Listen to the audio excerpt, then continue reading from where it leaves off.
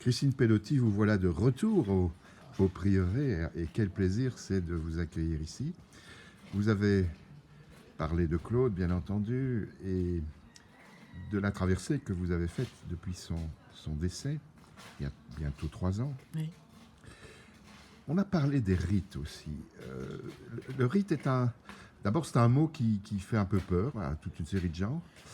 Euh, Est-ce que le rite est plus important que jamais? Il a toujours été, au fond. Mais est-ce qu'il est plus important que jamais? Oui, alors c'est important un rite parce que c'est un mode d'accès à, à une réalité, j'ai envie de dire, plus réelle que la superficie des choses. Mhm. Le rite percute, percute le réel et il rentre dans l'épaisseur de nos chairs. Les rites, c'est toujours des gestes et des paroles. Et en fait, ça met en œuvre la totalité de ce que nous sommes. Voilà.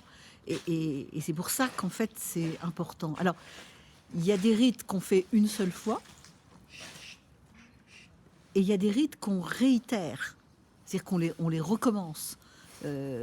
Donc en fait, ils s'empilent d'une certaine façon dans un feuilletage.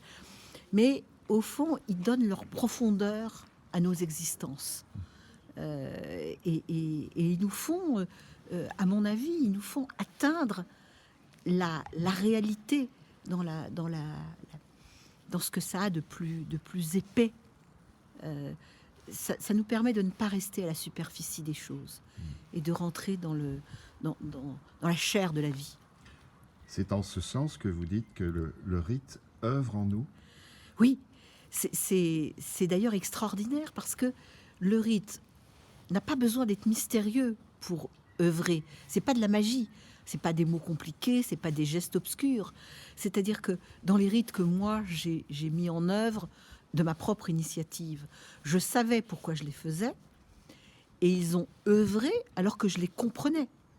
Euh, quand je décide que je vais me séparer de nos alliances pour dire que j'ai passé le plus dur, qui est la première année, et que je vais, d'une certaine façon, offrir notre histoire à quelque chose de plus grand que nous, qui est la mer, puisque je les jette à la mer. L'histoire de Claude et vous. Oui. Voilà, et ce geste-là, à la fois je comprends pourquoi je le fais, je sais pourquoi je le fais, et il a un effet sur moi, c'est-à-dire qu'en fait, il marque le temps et il apaise en moi quelque chose. Et il a eu comme résultat de me faire habiter une immense paix.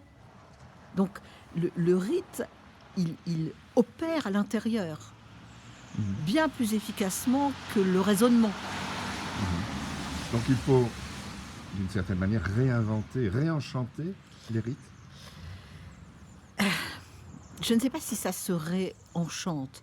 En tous les cas, ils ne peuvent pas être complètement obscurs, parce que, au fond, l'ennemi du rite, c'est le ritualisme, c'est-à-dire le moment où on fait les choses pour les faire et pas pour qu'en fait elles œuvrent.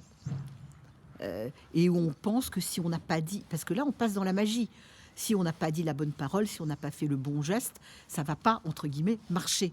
Mais c'est pas comme ça que ça œuvre, le rite. Ça œuvre sur le fait qu'en fait ça nous habite profondément et intérieurement, et ça nous habite de façon totale, c'est-à-dire pas seulement de façon extérieure comme un discours, mais comme quelque chose qui creuse l'intérieur de ce qu'on est. Vous reviendrez bientôt au prieuré.